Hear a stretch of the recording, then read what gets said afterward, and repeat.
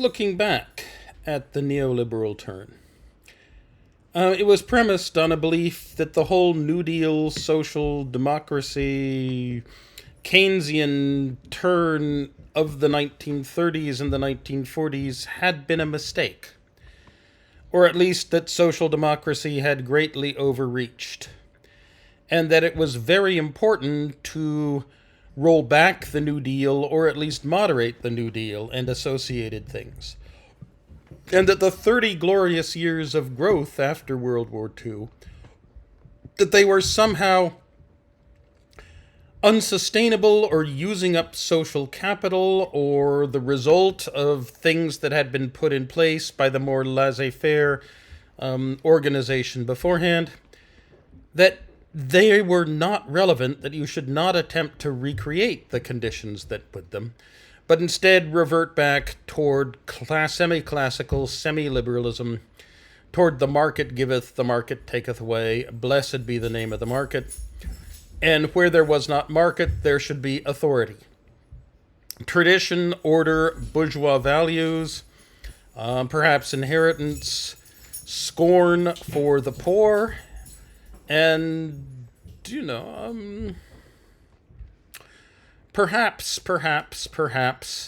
a belief that there were social Darwinist hierarchies in human genetic endowments that society should recognize and deal with it. They had their chance, or at least they had their chance to moderate social democracy. But the root problem turned out the world just did not seem to work as those advocating for the neoliberal turn had confidently expected. Back in 1979, a year before Reagan's election, Milton and Rose director Friedman wrote their classic Free to Choose a Personal Statement, trying to set out and justify their brand of small government libertarianism. In the book, they made three powerful factual claims. Claims that seemed true, or might have been true, or were at least arguably true at the time, but now seem to be pretty clearly false, and their case for small government libertarianism rested almost entirely on those claims.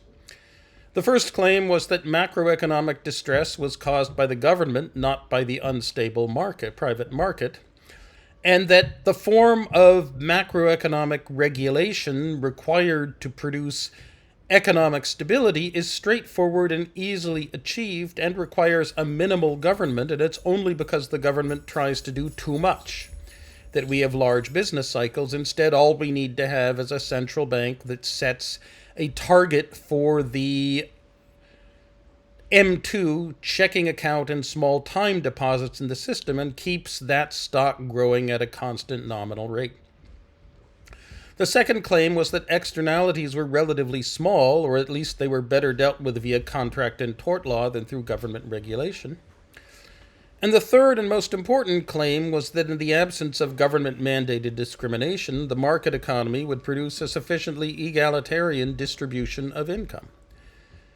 The Friedmans argued that a minimal safety net for those whom bad luck or a lack of prudence had rendered destitute, and elimination of all legal barriers to equality of opportunity, would lead to a more equitable and a less segregated outcome than would social democratic monkeying with taxes and subsidies, because those would fall prey to rent seekers with power and wealth.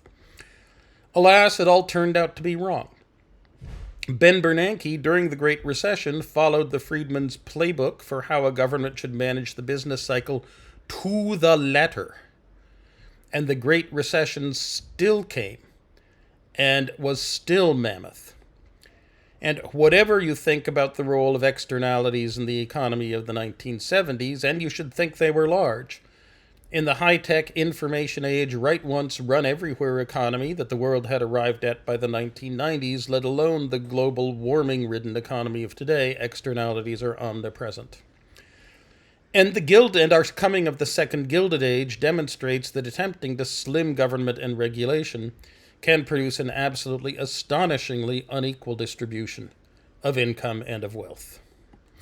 When we try to draw a balance sheet on the value of the neoliberal turn in the global north, the overwhelming factor is that it has looked very approvingly on and cheerled for, and in fact impelled the rise in income and wealth inequality that has produced our second Gilded Age. That alone has to make the balance sheet overwhelmingly negative. Practically any socio-economic regime that took effective steps to stop or retard the growth in wealth and income inequality would have been a better system for the global north over the past 40 years, because the increased consumption of the super rich and the rich, well, in any normal utilitarian calculation, that's valued at essentially zero. And money redistributed to the poor and the working and the middle class has significant value. Even if we put one side, however, its effects on the distribution of wealth, we have to assess it as a zero for growth in the global north and for well-being in the global north at the best, and possibly as a negative. Neoliberalism was supposed to revive the pace of economic growth that was being retarded by sclerotic social democracy. It did not. It was supposed to do so by lifting the dead hand of regulation. It was supposed to do so by incentivizing the entrepreneurs, the innovators, and the job creators. It appears to have done none of those things. And it appears to have created a politically powerful upper class with the wealth and money to spend on politics, set on maintaining and expanding growth-retarding monopolies, and on slowing economic change to avoid being creatively destroyed.